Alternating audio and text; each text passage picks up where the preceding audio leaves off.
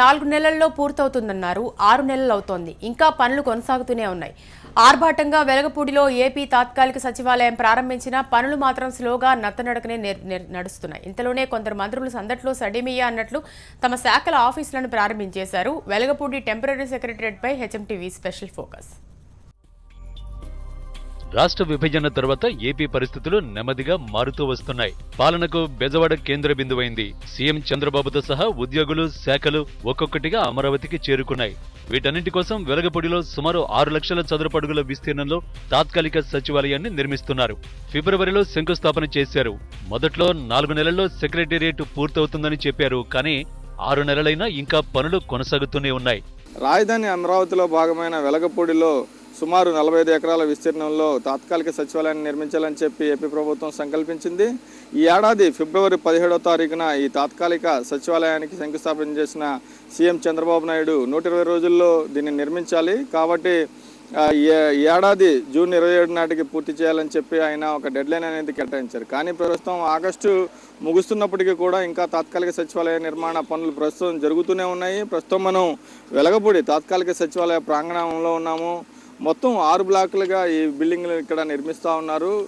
Shapoorji and Pallonji, అదేవిధంగా L&T 2 కంపెనీలకు దాదాపుగా 3 ప్యాకేజీల కింద వీటిని విభజించడం జరిగింది. ఒక్కొక్క ప్యాకేజీ కింద 2 భవనాలను 2 బ్లాకులను కేటాయించారు. ఈ కార్యాలయాలు ఇవన్నీ కూడా ఒక ఎత్తు అయితే అసలు ఇప్పటి వరకు కూడా 8 శాఖలకు సంబంధించిన కార్యాలయాలు ప్రారంభమయ్యాయి. 8 శాఖలకు సంబంధించిన వివిధ శాఖలకు సంబంధించిన మంత్రులు తమ కార్యాలయాలను ప్రారంభించారు. ఇక ఇప్పటి వరకు ఈ కార్యాలయాల నిర్మాణం అంతా జరుగుతున్న క్రమం ఒక ఎత్తు అయితే ఇప్పటికే కొన్ని కార్యాలయాలు ప్రారంభమయ్యాయి. ఈ కార్యాలయాలు ప్రారంభమైన పరిస్థితుల్లో వాస్తవ పరిస్థితి ఏ విధంగా ఉందో ఒకసారి లోపలికి వెళ్ళి చూసొద్దాం.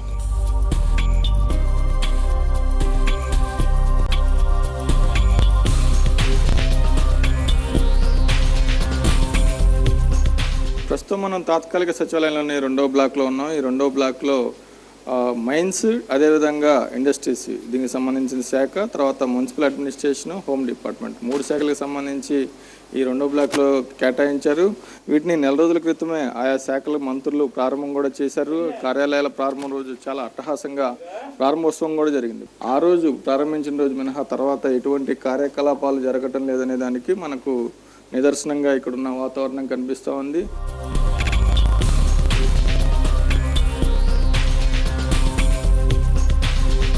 ఇలా మొత్తం 6 బ్లాకులను 3 ప్యాకేజీలుగా విభజించి సచివాలయాన్ని నిర్మిస్తున్న అధికారులు ఆగం మేఘాలపై పనులు పూర్తి చేస్తున్నారు.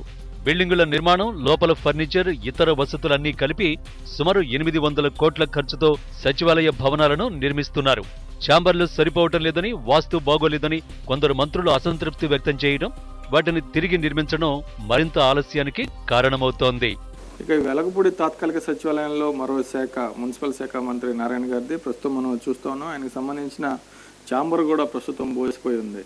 ఈ ఛాంబర్ కూడా మున్సిపల్ శాఖకు సంబంధించి అది కూడా ప్రారంభించి దాదాపు 4 రోజులు అవుతున్నప్పటికీ కూడా ఇక్కడ పూర్తి స్థాయి కార్యకలాపాలు అనేవి ప్రారంభం కాలేదు. ఇప్పటి వరకు ఎవరైతే కార్యాలయాలు ప్రారంభించారో వారంతా కూడా విధులకు హాజరు కాకపోవడం, ప్రారంభించిన తర్వాత మళ్ళీ ఇటువైపు కూడా చూడకపోవడం కొంత విమర్శలకు దారిస్తుందని చెప్పుకోవచ్చు.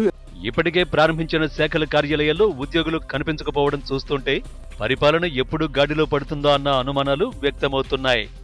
ఇప్పటికే ప్రారంభమైన శాఖలకు సంబంధించిన కార్యాలయాల్లో అసలు పనితీరు ప్రారంభం కాని నేపథ్యంలో ఎవరైనా పనులు రావాలంటే అటు విజయవాడ వెళ్ళాలి, గుంటూరు వెళ్ళాలి, హెచ్ఓడీలు ఒక చోట, మంత్రులు ఒక చోట ఉన్న నేపథ్యంలో కొంత కన్ఫ్యూజన్ వాతావరణం ఉంటుంది. అయినప్పటికీ ప్రారంభించిన మంత్రుల కార్యాలయాలు కూడా పూర్తి స్థాయిలో పనిచేయకపోవడంతో ప్రజలు కొంత ఇబ్బందికరమైన పరిస్థితులు ఎదుర్కోవాల్సి వస్తుంది. కాబట్టి ఇప్పటికైనా ప్రభుత్వ సంకల్పానికి తగ్గట్లుగా కొంత ఆలస్యమైనా కానీ పూర్తి స్థాయిలో పనులన్నీ ఒకే చోట జరిగే విధంగా మంత్రులందరూ కూడా ప్రజలకు అందుబాటులో ఉండే విధంగా ఏపీ ప్రభుత్వం, అదేవిధంగా సీఎం చంద్రబాబు నాయుడు చర్యలు తీసుకోవాల్సిన అవసరం అనేది ఎంతైనా కనిపిస్తుంది.